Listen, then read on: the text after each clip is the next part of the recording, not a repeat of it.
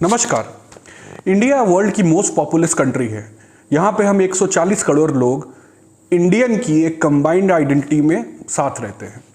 पर यहाँ भी हिंदू और मुस्लिम्स दो ऐसी कम्युनिटीज़ हैं जिनमें परपेचुअली एक सिमरिंग टेंशन चलता ही रहता है। ये टेंशन हमारी ड्राइंग रूम कॉन्वर्सेशन से लेकर कम्युनल वायलेंस तक पूरी रेंज में रहता है। ये टेंशन्स कभी कभी कम्युनल वायलेंस या राइट्स का रूप लेकर ऊपर सामने आते हैं। हमारी इलेक्टोरल पॉलिटिक्स में भी इस आइडेंटिटी के नाम पर विभाजन कर कर हिंदूज और मुस्लिम्स को सॉलिड वोट बैंक्स में बांटकर उनको चार्ज करने का कल्चर है। पर भारत में मुसलमानों की संख्या टोटल 20 करोड़ है। ये बहुत बड़ा नंबर है।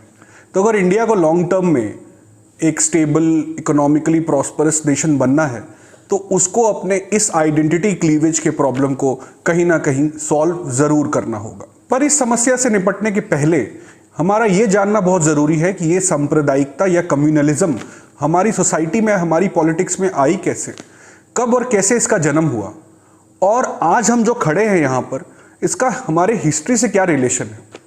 हिस्ट्री ही हमारी आइडेंटिटी को बनाती है और हमारे इस सवाल का जवाब देती है कि जहाँ हम आज खड़े हैं वहाँ हम पहुँचे कैसे। तो आज इस वीडियो में हम ट्रेस करेंगे इस क्लासिकल हिंदू मुस्लिम फॉल्ट लाइन के इवोल्यूशन को हिस्टोरिकल कॉन्टेक्स्ट में। कोई भी ओपिनियन बनाने से पहले इस वीडियो के अंत तक ज़रूर बने रहिएगा। अगर आपको ऐसा कंटेंट और ऐसे विषय पसंद आते हैं तो इस चैनल को ज़रूर सब्सक्राइब करें और इस वीडियो को लाइक और शेयर करें ताकि ये ज़्यादा से ज़्यादा लोगों तक पहुंच सके। तो शुरुआत करते हैं भारत में इस्लाम के एडवेंट से। इस्लाम धर्म भारत में 625 से 630 एडी के बीच आया, जब कुछ ट्रेडर्स गुजरात और केरल के कोस्टल एरियाज में आकर बसे। वहाँ उन्होंने भारत के सब कॉन्टिनेंट की पहली मस्जिदें बनाई। उस वक्त हिंदू धर्म स्ट्रगल कर रहा था। बुद्धिज़्म और जैनिज़्म भारत में बहुत पॉपुलर थे। यहाँ तक कि बड़े बड़े जो एम्पायर्स थे जैसे कि मौर्यंस, गुप्तास और हर्षवर्धन, इन्होंने बुद्धिज़्म को स्टेट रिलीजन की तरह प्रोपोगेट किया था और लोगों में हिंदू धर्म के कर्म कांडों के प्रति उदासीनता थी। अगले फेज में पॉलिटिकल इस्लाम का एडवेंट हुआ। वेस्ट एशिया और सेंट्रल एशिया में वर्चस्व के लिए राजाओं में बहुत ही गंभीर लड़ाई छिड़ी हुई थी। इन बैटल्स को फाइनेंस करने के लिए लोगों की नज़र इंडिया पर पड़ी। इंडिया उस समय एक प्रॉस्परस नेशन था, एक्सपोर्ट सरप्लस नेशन था और सोने का भंडार था। तो अपने वॉर्स को फाइनेंस करने के लिए मुस्लिम रूलर्स इंडिया की ओर मुड़े और उन्होंने इंडिया पर अटैक किया। वे लुटेरों की तरह भारत पर आए और लगातार कई हमले किए। यहाँ तक कि सोमनाथ मंदिर गुजरात का जो है उस पर 24 बार हमले किए गए महमूद गजनी द्वारा। क्योंकि भारत के कई राजा अपने खजाने को मंदिरों में रखते थे, इसीलिए कई मंदिरों को अटैक किया गया खजानों को लूटने के लिए। इसका कोई धार्मिक एंगल अभी तो कम से कम नहीं था, पर किंतु वो खजाने की खोज में आए थे और इसीलिए उन्होंने मंदिरों पर लगातार अटैक किए। आगे चलकर यही बात हिंदू मुस्लिम के अंतर विरोध का मेजर प्लैंक बना। इसके बाद जो अगले फेज में इन्वेडर्स आए वो वापस नहीं गए बल्कि भारत में ही बस गए। इसमें स्लेव डायनेस्टी, दिल्ली सल्तनत और मुगल्स आते हैं। तो क्योंकि एक एलीट माइनॉरिटी थे और ये जानते थे कि पूरी की पूरी हिंदू पॉपुलेशन को धर्म के नाम पर सब्जुगेट करना पॉसिबल नहीं है, तो इन्होंने पॉलिटिकल कंट्रोल पे ही फोकस किया। एक टैसिट अंडरस्टैंडिंग थी हिंदू एलीट और मुस्लिम एलीट में कि आप शहरों के एरियाज को कंट्रोल कीजिए, जबकि रूरल एरियाज में अभी भी हिंदू एलीट अपने ढंग से सामाजिक व्यवस्था को चलाएंगे। ये बात इससे भी साफ होती है कि 11वीं और 12वीं शताब्दी में आदि शंकराचार्य ने हिंदुज़्म का रिवाइवल लीड किया और बुद्धिज़्म को भारत से बाहर कर दिया। इसी पीरियड में भक्ति मूवमेंट नॉर्थ इंडिया में और सेंट्रल इंडिया में फैला। तो अगर इस्लाम से एक बेसिक डिफरेंस या कॉन्फ्लिक्ट होता तो ऐसा नहीं हो पाता। ऐसा नहीं था कि रिलीजन का इस्तेमाल बिल्कुल भी नहीं होता था। जब एक हिंदू राजा और मुस्लिम राजा के बीच बैटल होती थी तो धर्म के नाम पर सेनाओं को चार्ज करना ज़्यादा आसान और इफेक्टिव होता था, क्योंकि जो एम्पायर था, स्टेट था, वो एक धर्म का पैटर्न था, यानी मुस्लिम धर्म का पैटर्न था। तो मुस्लिम कल्चर के सिंबल्स, उनके आर्ट, उनकी बिल्डिंग्स ज़्यादा फैली। एक धर्म की तरह उनका इन्फ्लुएंस बढ़ा। लोगों को लगा कि अगर मुस्लिम बनकर हमें सरकार से कुछ फ़ायदा मिल सकता है, तो काफ़ी लोग मुस्लिम धर्म में कन्वर्ट भी हुए। इसी दौर में भारत में मुस्लिमों की संख्या में एक्सपेंशन हुआ, पर कहीं भी किसी तरह से भी आज के कम्युनल राइट्स जैसी सिचुएशन नहीं थी। मॉडर्न कम्युनलिज्म की शुरुआत भारत में ब्रिटिश के आने के बाद हुई। इससे पहले आपको विश्वास नहीं होगा, इससे पहले भारत में किसी भी रिलीजियस राइट का कोई रिकॉर्ड ही नहीं है। ब्रिटिश ने जब भारत पर कब्जा किया तो एक कॉमन एक्सटर्नल एनिमी के नाम पर ये समुदाय एक दूसरे के और करीब आ गए। इनफैक्ट ये बहुत वेल डॉक्यूमेंटेड है कि 1857 के रिबेलियन में हिंदू और मुस्लिम दोनों ने कंधे से कंधे मिलाकर ब्रिटिश का विरोध किया और इस विद्रोह ने ब्रिटिश राज की नींव को हिला कर रख दिया।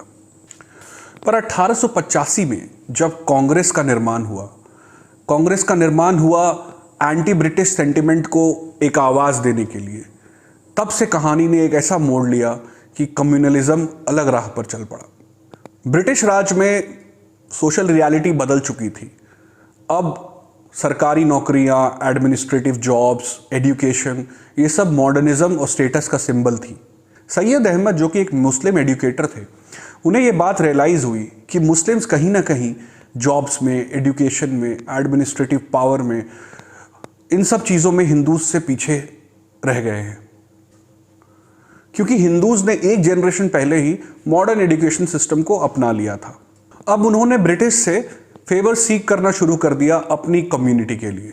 ब्रिटिश को ये ऑफर अच्छा लगा, क्योंकि कांग्रेस के अगेंस्ट उन्हें एक फोर्स चाहिए था पिट करने के लिए।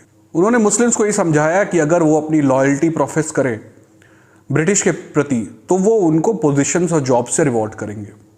तो यहीं से एक थीम प्लांट कर दी गई देश की मुस्लिम पॉलिटिक्स में कि कांग्रेस जो है वो हिंदुओं की आवाज़ है, और अगर मुस्लिम्स को अपने कौम का भला चाहिए तो उन्हें ब्रिटिश का साथ देना चाहिए और बदले में ब्रिटिश उन्हें रिवॉर्ड करेंगे।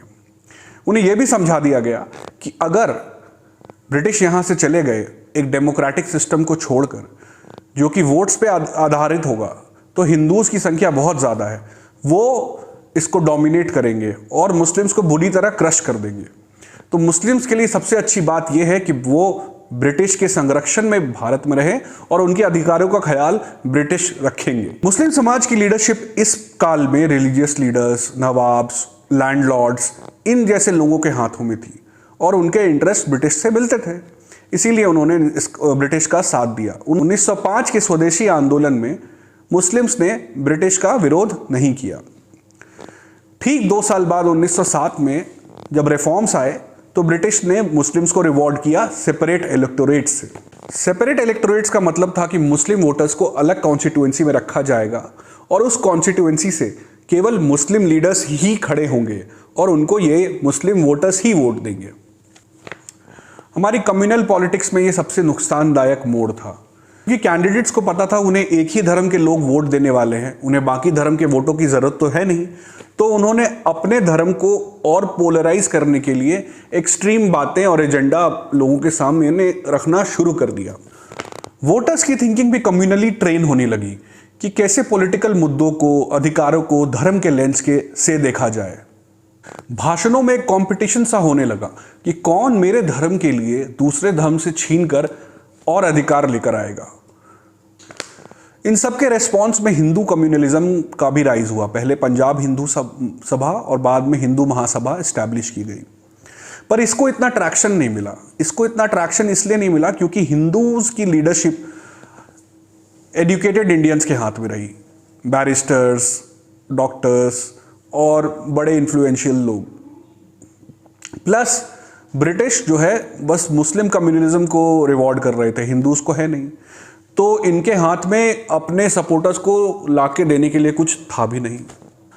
और मोरल लेस ज़्यादातर हिंदू कम्युनिटी कन्विंस थी कांग्रेस की आइडियोलॉजी के लिए कि फ्रीडम मूवमेंट के लिए एक बड़ा प्लेटफॉर्म कांग्रेस, जहाँ सबकी बात सुनी जाती है, वो काफ़ी है।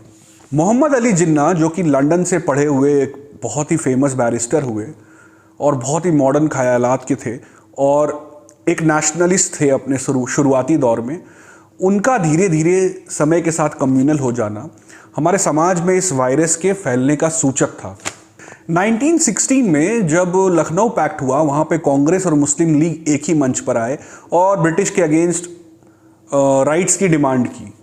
परंतु इसमें एक हिस्टोरिक गलती ये हुई कि यहाँ पे कांग्रेस ने सेपरेट इलेक्टोरेट्स का प्रिंसिपल स्वीकार लिया और ये इंडियन पॉलिटिक्स का पार्ट हो गया।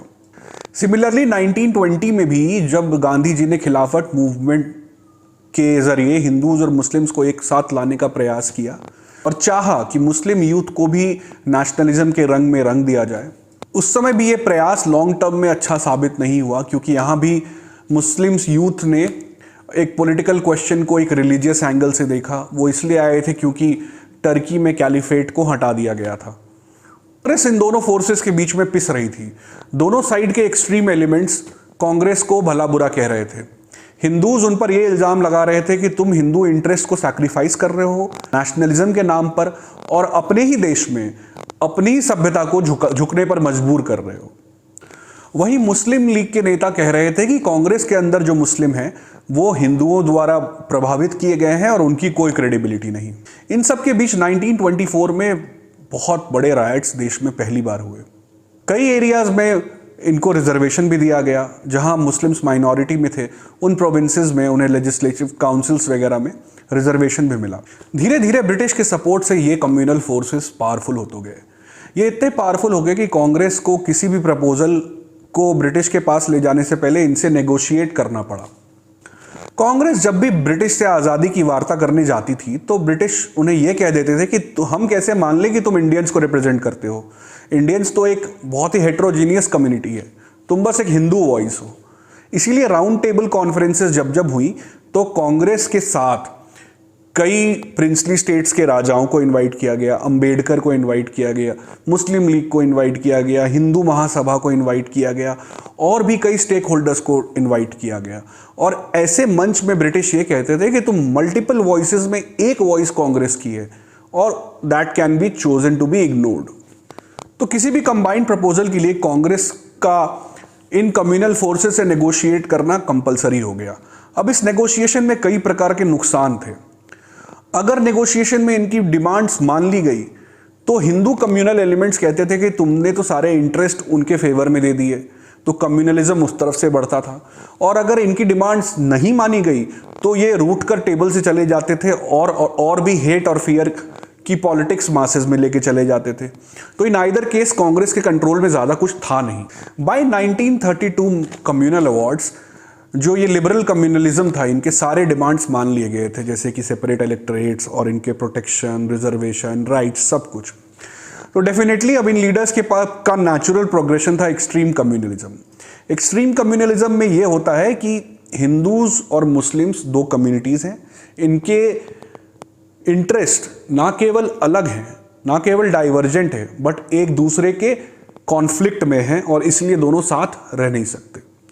यहीं से पाकिस्तान की डिमांड का जन्म हुआ। वर्ल्ड वॉर 2 के दौरान जब ब्रिटिश की पकड़ भारत पर कमजोर होने लगी और कांग्रेस ने आज़ादी का दबाव बनाना शुरू कर दिया तो ब्रिटिश ने एक बार फिर से कम्युनल कार्ड खेला। उन्होंने बोला कि हिंदूज और मुस्लिम्स दोनों को एक कंबाइंड प्रपोजल पे आना पड़ेगा, अग्रीमेंट में आना पड़ेगा, तभी हम इस बात को आगे बढ़ा पाएंगे। तो इस तरह से एक तरह का वीटो पावर दे दिया गया मुस्लिम लीग को अपनी बात मनवाने का। 1940s की पॉलिटिक्स हेट और फियर से भर गई थी। लोगों को यह पता था कि ब्रिटिश का जाना तो लगभग तय है, लेकिन इनके जाने के बाद क्या होगा, सारी पॉलिटिक्स फ्यूचर लुकिंग हो गई। तो मुस्लिम लीग के भाषणों में आपको यही मिलेगा कि इस्लाम खतरे में है और हिंदू डोमिनेंट हो जाएगा, ब्रिटिश के हटते ही तुम्हारे धर्म को दबा दिया जाएगा, तुम सेकेंड क्लास सिटीजन हो जाओगे, इसीलिए लीग को वोट दो, पाकिस्तान को वोट दो, इस्लाम को वोट दो। खुलेआम कुरान और अल्लाह का इस्तेमाल होने लगा पॉलिटिकल बेनिफिट्स के लिए।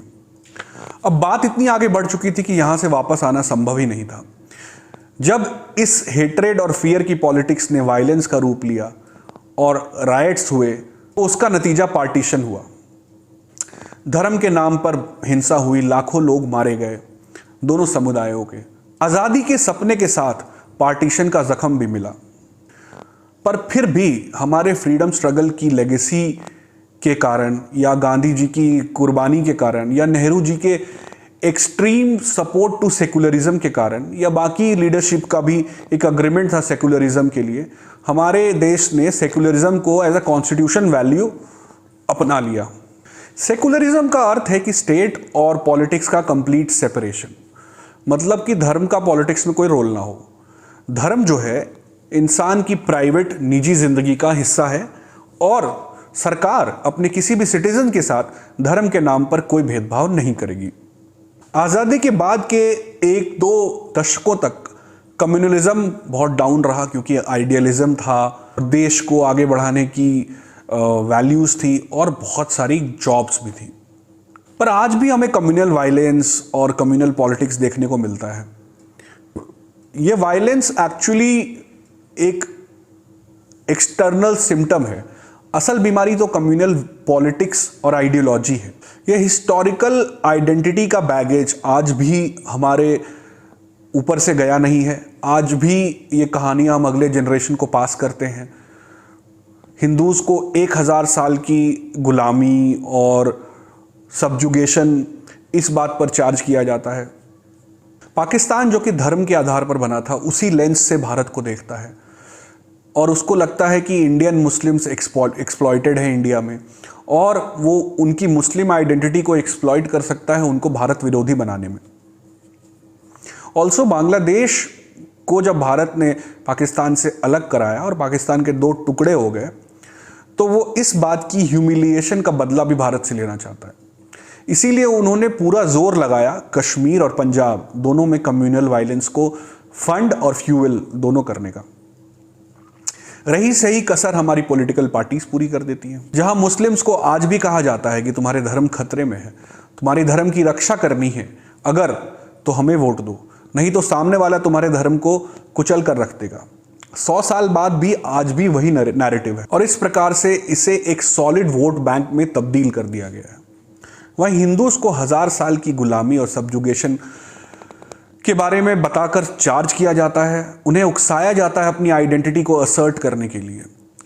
अयोध्या के बाद काशी और मथुरा के लिए प्रेरित किया जाता है और हर जगह इतिहास का बदला आज के मुसलमानों से लेने के लिए इंस्पायर किया जाता है। और तो और रामनवमी के आज के जुलूसों में अपनी आइडेंटिटी को असर्ट करके अग्रेसिव होकर एक पर्टिकुलर कम्युनिटी को इंटिमिडेट करने के लिए नॉर्मलाइज किया जाता है। दोनों तरफ रैडिकल एलिमेंट्स हैं और वो वेल फंडेड हैं, वेल चार्ज्ड हैं, और जब भी इलेक्शंस आते हैं तो ये सारी चीज़ें सरफेस पे आ जाती हैं, खुलेआम ऐसी बातें की जाती हैं, क्योंकि समाज में ये एनिमोसिटी, ये स्ट्रगल, ये ऑलरेडी एक कंबस्टिबल मटेरियल की तरह मौजूद है। तो कोई भी एक छोटी सी अप्रिय घटना एक चिंगारी का काम करती है और हेट्रेड और फियर एक वायलेंस का रूप ले लेता है। इस पूरे विषय का सॉल्यूशन क्या है, ये शायद हमें आज खुद नहीं पता, लेकिन ये बीमारी हमें कब लगी, कैसे लगी और क्यों लगी, ये जानना शायद बहुत ही ज़रूरी है। इस वीडियो में हमने यही प्रयास किया है कि आपको इस कम्युनलिज्म या सांप्रदायिकता के पूरे इवोल्यूशन के बारे में समझा सकें। नीचे कमेंट्स में ज़रूर बताइए कि आपको क्या लगता है इस विषय में और मेरी किन बातों से आप सहमत या असहमत हैं, ज़रूर बताइए। वीडियो देखने के लिए बहुत बहुत धन्यवाद। अगले हफ्ते फिर हाजिर होऊंगा एक नए विषय को लेकर। तब तक के लिए धन्यवाद। एक एवरेज इंडियन।